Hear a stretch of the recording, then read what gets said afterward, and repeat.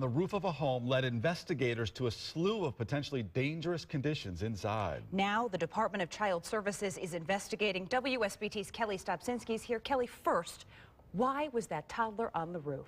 You know, Jennifer, this is the house where it happened that you just saw there, and we don't know why, but the father told police the other kids somehow let her out of a window on the second story of the home. Police say when they got there, they went inside, looked around, they found dog feces in 2 bedrooms, garbage on the floors, rotting stairs, and many upstairs windows screwed into the walls, creating a fire hazard.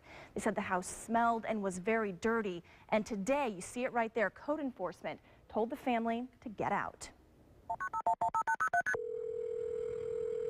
There are naked babies on a roof over here. Parents weren't even aware of it. A terrifying sight for this caller who was in a car on Lincoln Way in LaPorte with her husband. I didn't know what to do because I was banging on the door and couldn't get anybody.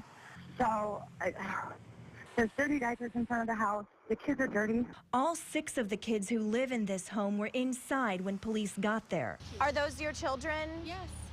Was one of your children on the roof last night? Who are you? I'm from WSBT. I tried to talk with the children's mother, but she didn't want to. Do you have anything to say about your daughter being on the roof? That kind of brought a bad gut feeling on that, you know, if they're not being watched like that and they got 6 kids, I don't know. I mean, it's just unreal.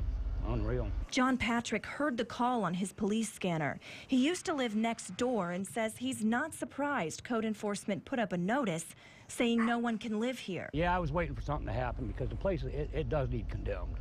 It's non-livable. I mean, I don't know if you've been in it, but it's just the walls are falling in, ceiling's caving in, the roof leaks. There was a lot of safety issues. Code's been here before for high weeds, trash, and other things outside.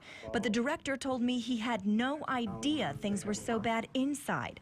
Legally, they can't just go inside someone's home unless they're invited. We have no landlord registry, so it's tough for us as city officials to go inside and see what the living conditions are. It may be perfectly fine on the outside, but inside it may be just disaster. We don't get the calls because the tenants are afraid they're going to be evicted. The landlord lives in Michigan City. He bought the house years ago, hoping to reopen it as a restaurant.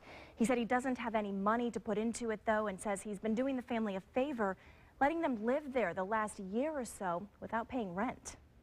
I really don't know what's going on, you know, there. Okay, so you're not taking responsibility for the house being unsafe? No, the guy who's staying there right now, he said he was going to fix it a little by little, whatever is needed. That I don't need it to worry about anything because he just needed a place to stay because he got a lot of kids and he ain't got nowhere to go. He also told me the building is in foreclosure because he hasn't made payments on it in the last year.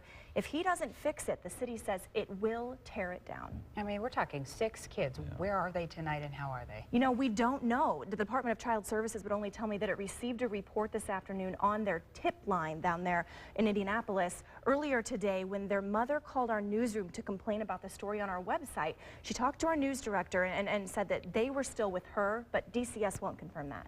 And Kelli, we know you'll keep tracking this story for us as well. Kelli, thanks. Well, police are looking for this South Bend teenager.